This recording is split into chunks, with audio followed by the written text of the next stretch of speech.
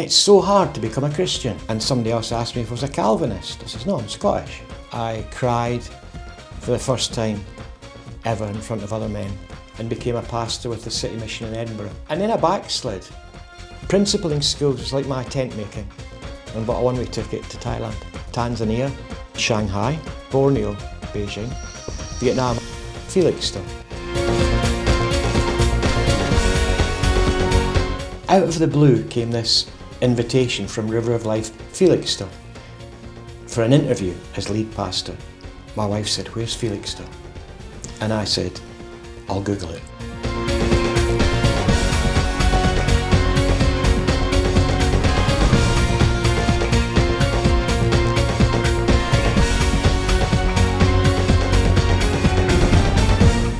Today we have come to Felixstowe in Suffolk, and we're delighted to be able to introduce you to Charlie MacKenzie, who has been the pastor here at the River of Life Church for just 4 weeks. And well, he's got a book that I've just been scanning, and he's had a very, very interesting history. So welcome, Charlie. Thank you. And please tell us your story. How did you come to know Jesus? I grew up in a very working class part of Scotland. And in a tenement building where I grew up, there was nothing for kids to do. And just down the road, there was a little gospel mission. And on a Sunday night, they had a gospel service. And if you could get through the 1 hour gospel service, you were rewarded with a cup of tea and a biscuit. Right? Now, a cup of tea and a rich tea biscuit for a little boy like me was a feast. So I would go to this gospel meeting. I'd listen to sounds like choruses and people talking about being saved and testimonies and things I didn't understand, but I got my cup of tea and my biscuit. And then they would start quizzes, and I didn't know anything about the Bible. I was only about 5 or 6, and a little boy next to me says, the answer's Jesus. Put your hand up and say Jesus and you'll get a candy, right? And so I would answer Jesus to all the questions, and most of the time I got them right. But I remember the pastor saying, no, Jesus didn't split the Red Sea, and Jesus didn't get swallowed by a whale, and but most of the time I got my sweets. But people would be coming to this gospel mission giving testimonies, and unbeknown to me, these testimonies were going into my heart. And a young boy of about 7, I remember kneeling and praying the sinner's prayer, and going home and telling my dad, I've been saved. And my dad said, you've always been a Christian. You were a Christian when you were christened. We're Church of Scotland. We're all Christians. So that was it. But I kept going back for a while until the family moved house. And then I got in with a bad crowd, as they say. Yes. And I forgot about the Gospel Hall and the Bible and the prayers. And I started to grow my hair long and get into trouble with the police and fights and things like that. Eventually I moved down south to England, and I started a business, a decorating business. And it was quite successful. A young man with his own business, a car, house, lots of money, fancy clothes, going to all the big parties. But I was starting to drink a lot, because what do you do with all this money? And so I was drinking. I wasn't taking drugs. I think God spared me from that. And I didn't gamble. I only gambled once in my whole life, and that was what they call a walkover. I don't know if you know much about horse gambling, right? No. No, neither did I. But my mates at school would always go to the betting shop and back horses. And I went once, and there was only one horse in the race. And I thought, can't lose. So I put some money on this one horse, and it fell. And so, Oh my goodness. so that was the only time I've ever gambled. So I didn't gamble. Put you off. Yeah, so I didn't gamble, I didn't take drugs, but I did drink a lot. And one weekend, I just went wild, drinking spree, taking things that weren't mine. And I got locked up in a jail called the Bridewell Jail in Leeds, which was a holding jail until court on Monday. There was 3 cells. Each cell contained about 5 or 6 men, 12 altogether in this community area. The cells were Victorian, they were horrible, they were full of lice and rats. The police were quite cruel. And here was I, a successful businessman, locked up with rapists, fighters, thieves, and I just felt no better than they are. I cried for the first time ever in front of other men.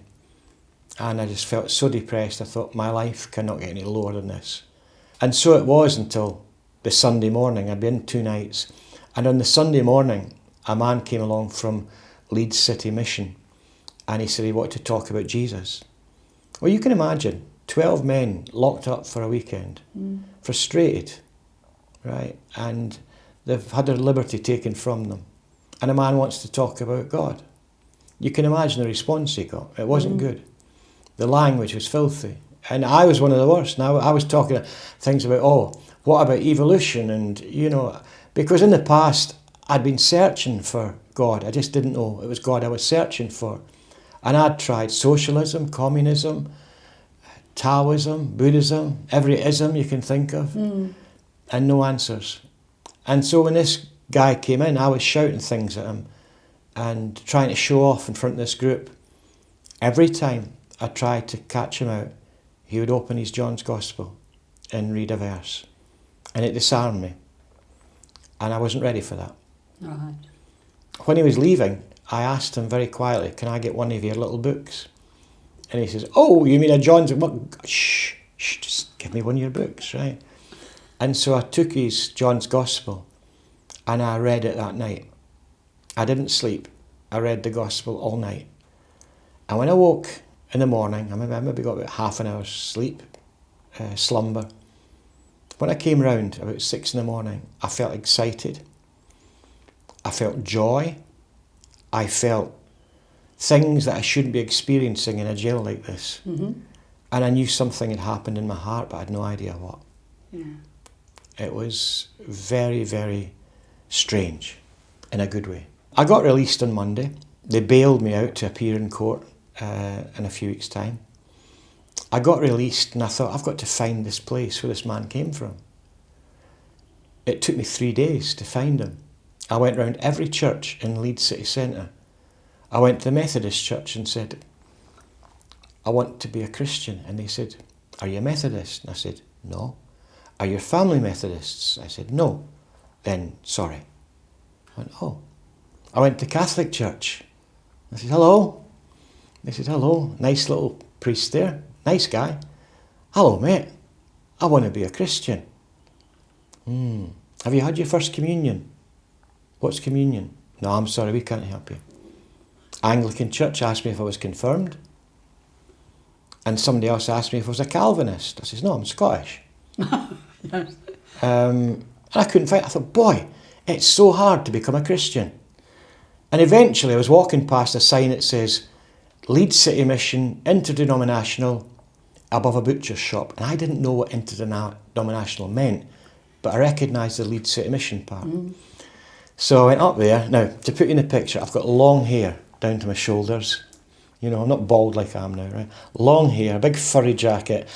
I've got what they call camping aroma. I've not had a shower for 3 days. I've not shaved for 3 days, right? Nice. I look pretty scary.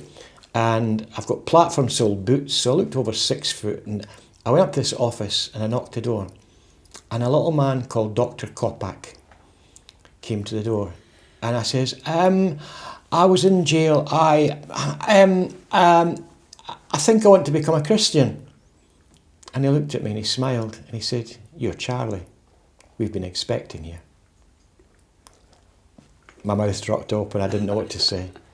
He ushered me through to the back room, and a man called the Reverend Paddy Flynn, a dear man who's not with us anymore, he went through the gospel scriptures with me. He told me I was a sinner before God, and I completely agreed with him. And he asked me if I was ready to accept Jesus as my Lord and Saviour, and would I repent of my sin and be prepared to follow him. And I said yes. So we got on our knees, and I was shaking. I found out later that when a sinner comes before a holy God, there is a reaction. And I could feel the presence of God and I felt my own unworthiness. But my heart was sincere, and although the words came out maybe wrong, what I was saying was from my heart. And in my heart I was saying, Lord, I'm a fool. I've made such a mess of my life. I want you to come and dwell in my heart as Lord and Saviour, and I will follow you forever. I stood up, wiped the tears off my eyes, and Paddy gave me a Bible and called me brother. I remember going in the bus home that day, and this little Bible felt about that big, because I'd never held a Bible before. No. And Paddy says, tell someone, before you get home, tell someone that you're a believer. I said, right, okay, I will. So I was in the top deck of this bus in Yorkshire, and we had conductors in those days. Indeed. 1983. And the bus conductor came up and he says, fares please. And I says, hold on, I'm just going to put my Bible over there because I've just become a believer. And I thought, right, that's told about 26 people, right? What do I do next? And so they guided me to a lovely Pentecostal church in the city centre where I was nourished and nurtured and fed the word, and I would go to every single prayer meeting that was available. In fact, the first prayer meeting I went to, it was led by a lady called Catherine Toft, a lovely, dear lady who's now over 100, Wow. that I met in Chester last year. And she reminded me, I remember the day you walked into the prayer meeting, she said. Lovely. Yeah. Whenever church was open, I would be there. The city mission involved me in street evangelism. One of the fun things was visiting the jail that I'd been in. Oh, right. Were you well received? Yeah, well, it was funny because I prayed one of these naive little new converts prayers. Lord, I'll go anywhere. I'll go to Africa, China, but please don't send me into that jail. And God says, well, that's where I want you to go first. So before church on Sunday, I would go into this prison, this jail, and I would get the abuse. And now my hair's cut short. I've got a shirt and tie. I've not got the furry jacket or the smelly jeans. And I'm sitting there and I would take all the abuse and the bad language and the threats and paper cups being thrown at me and things like that. And then when things settled down, I'd say, who was in cell number 2 last night? And you'd always get some big grebo saying, it was mine, why? Has it still got blood on the blanket? Is there still vomit stains on the wall? How do you know that? I said, because that was mine 2 weeks ago. And when I said that, I gave myself a 5-minute window of opportunity. For 5 minutes, I'd say, hold on, this guy, he's one of us. Although I wasn't. But I was given the opportunity to talk to them. And things happened there. I remember one big guy from Newcastle, he accepted the Lord right there in that jail cell, but he swore every second word was a bad word. And I says, right, now you're a believer, God's going to clean up your language. I says, but the first thing I want you to do is go next door to where all these guys are and tell them you've just become a Christian. Oh man, I can't do that. I said, yes you can, you must do this. And I says, and you must not use bad language to do it. All right, Charlie. I said, I'll pray for you first. And I prayed with him. And I went, on you go. And he went into this big crowd of thugs in a corner gambling. And he says, excuse me, lads. I've got something I want to say. And I went, what? He says, I've just become a Christian. I thought, thank you. And he was just walking away and he goes, and it's the best bleeping thing I've ever done. Okay, right. Rough diamonds. Yes. Amazing, isn't it? Yeah. It's amazing the difference God had made in your life so quickly. So where did he take you from there, Charlie? Well, while I was with the City Mission, I was given my testimony one night, and God clearly called me to full-time ministry. In fact, it was so clear. I remember somebody saying, if God tells you to do something, ask for a fleece. Ask him to confirm it. And so, above this little shop in Ilkley in Yorkshire, I'm asking God to show me something miraculous. I said, God, if this is you calling me to ministry, show me Scotland. Right now, in this place. Well, that's impossible, isn't it? And I was walking down the stairs and there was a poster saying, visit Scotland. And so I knew God had called me. I went to Bible college for 2 years. I trained and became a pastor with the City Mission in Edinburgh. Again, the area where I pastored, there was murders every week. A cult movie called Trainspotting was made in the 80s, and my church was featured in that movie. That's how tough the area was. I worked there for 2 years, and then God called me to work in the northeast of England, to pastor church there, then in South Yorkshire. And then I backslid, which is always quite difficult, because backsliding is not to be encouraged. It's something that we don't want to go through. But I'd been working flat out, I'd had a breakdown, and I decided to take time out. God never told me to take time out. I decided. And that was the first mistake. I walked outside of the will of God. Right, yes. Went up to Scotland for a break, got back into old ways and habits. I hurt a lot of people. I got hurt myself. Before I knew it, I was in a worse state than before I was saved. My parents died within 2 years of each other. About this time, I started to be aware of a calling that I had many, many years earlier to the Far East. And I thought, I'm going to go. I've nothing to stop me. And so, like Jonah, I jumped on a plane and bought a one-way ticket to Thailand. In Thailand, I trained to be a teacher. And I enjoyed my life as a teacher.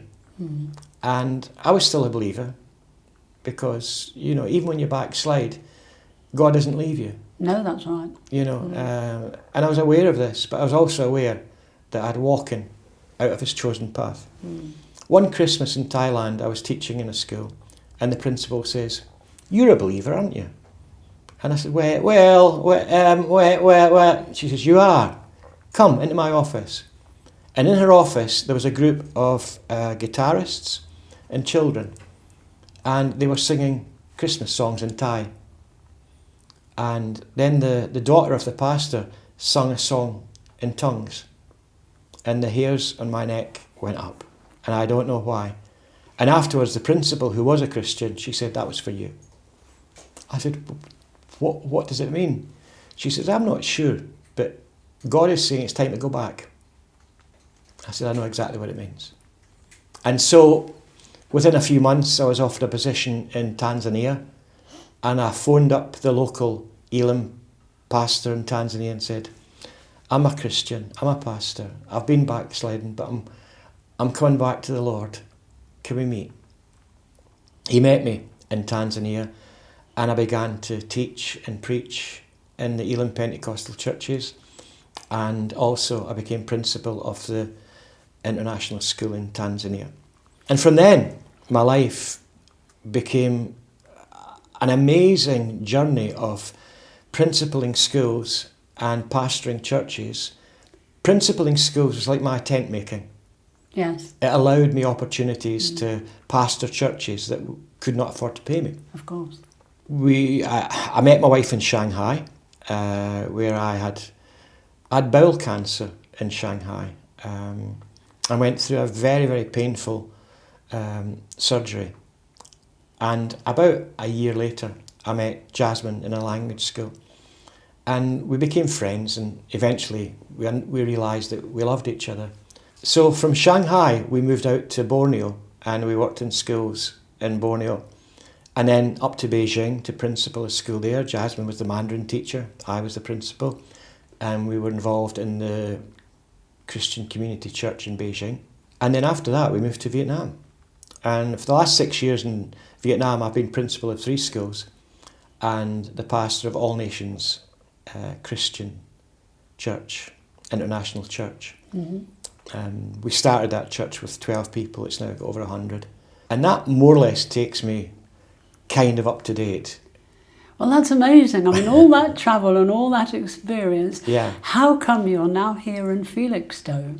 Well, in Hanoi, to the Cambridge school where I was working, because of COVID, they had to lay off all non-essential staff, including myself. We had no income, and God laid it on my heart to start a YouTube channel that would preach the word out to those in lockdown, so they could receive Bible teaching in 24 different countries. We had no job, we had no income, But God brought along our pathway. He told me, Charlie, by June you'll have 3 doors. And I told my wife, and she said, okay, we can live with nothing if we know that in a few months' time there'll be something. But none of the doors had any sense of guarantee. I mean, although contracts were offered, I didn't feel that any of these doors was the right one for us. So here we did 3 very clear opportunities, and I had no peace about either. But we were running out of time. I had to leave Hanoi because our visas were running out. And so we prayed and we fasted. And then out of the blue came this invitation from River of Life, Felixstowe, for an interview as lead pastor. My wife said, where's Felixstowe? And I said, I'll Google it. So I knew it was in England, that's as much as I knew. And so we had a few Zooms with the leadership team here, and eventually invited me over. I'd been shortlisted to 2. Now I knew if we left Vietnam we would never return, because as soon as we left the country we would not be allowed a visa to come back in. So leaving the country to go and preach where you're not guaranteed the position because there's another man as well, it took a lot of faith. Yes. And we arrived 4 weeks ago with six bags, not knowing if we were going to get this position or not. If we didn't get it, who knows what we would have done. We really were on the grace of God. So we preached. Well, sorry, I preached. My wife prayed. And 3 days later, we got a phone call saying, we'd like to offer you the position, which was a huge relief. But also, I guess, confirmation of what God was saying to us. I mean, if we didn't really believe this was for us, we wouldn't have left Vietnam. And we're in a church that's very loving, caring. A lot of good, solid Christians in this church. And also the church is a beautiful building with lots of potential. I guess for the next few weeks, my role is to go about the community, listening to people, asking them, you know, how would you like to see these wonderful facilities used by the community?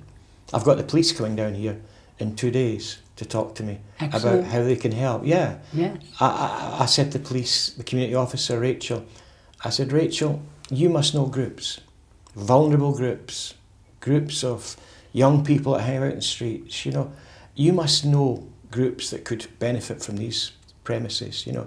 We want to get people in here under the sound of the gospel, but also just off the street. Yeah. You know, a safe environment. And we also want to see this place full of worshipping saints on Sunday. Going from here, taking the word into Felixstowe and beyond. And because of my media background, we see the future as global. We want to see River of Life Church go out into the world and preaching the gospel, not just in England, but overseas as well. Amazing.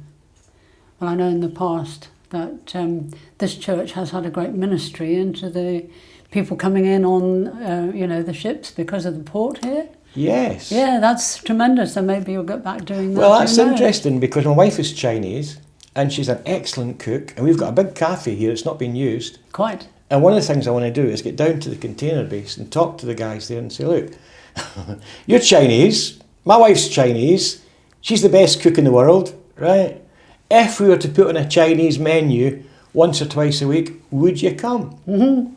There we go. So with your background in media, how do you see this going forward?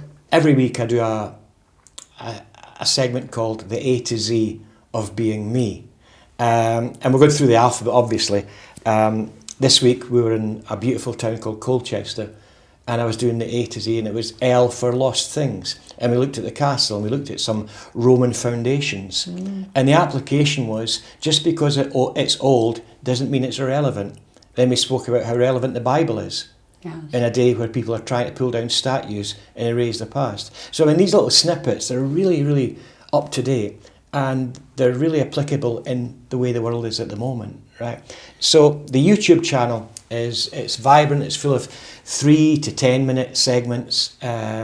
Interesting, I've done them in breweries, I've done one in what we call the Hanoi Hilton, which is the prison where the POWs were held. I was allowed in there to film in there. I've done it inside a Buddhist temple. I've filmed Buddhists burning fake money because they believe that on the other side this becomes real money. And of course there's a book. Yes, I was going to say this book, I mean, it starts off jailed at 19 years of age. I use a lot of stories in my sermons. I like to use, Jesus was the great storyteller, Right. and that's how he caught people's attention. So we're going to launch it again here in the UK. We've got a Facebook launch on October. So that's Charlie MacKenzie, scot-free. So Charlie, thank you ever so much for sharing all that up with us. And would you like to just look down the camera and pray with people who may be in a position like you, looking for the Lord, or backslidden, or looking for vision, whatever? When I was working with the Leeds City Mission, one of the outreaches we were involved in is that we would go around the derelict buildings and bus shelters and railway arches at midnight, and we'd talk to those that were sleeping rough there. We'd offer them hot soup, and we'd pray with them and read the Bible to them. And people in Britain call people who have that lifestyle as down and outs. Yeah, have you heard that phrase before? Yes, indeed. Down and outs. Well, at the City Mission we were told nobody is down and out. They might be down, but they're not out in God's sight. And what I would say to you is if you're living a life at the moment and you think, there's nothing for me, I'm down and out, you're not. You're not out. If you're a backslider and you think, God doesn't love me, I went through that. I went through a phase thinking, God doesn't care about me anymore. Trust me, God bleeds for you. When God sees someone going through a state of backsliding, his heart aches because he knows what you were. He knows what you will be, and he suffers the same pain as you're suffering going through that backsliding. And backsliding is never the end. God will bring you back. Mm-hmm. You know, when I was a little boy, I used to read Biggles books, right? Biggles the Flying Ace. And I would read these books, and Biggles would be there, and he'd be shooting down all the enemy planes, and the next time Biggles is captured, and I would say, oh no! Then Biggles is up against a firing squad. Oh no! And then I'd go to the back chapter and it would say, and Biggles wins the cross and he goes through the military parade. I thought, oh, great. So I'd go back to the other chapter where he's up against the firing squad and I'd say, you're going to make it, it's okay. That's what backsliding's like. You're going to make it. You might not feel like that at the moment, but you're going to get there. God's going to get you through it. You might be down, but you're not out. Take it from me, I've been there, and here I am today.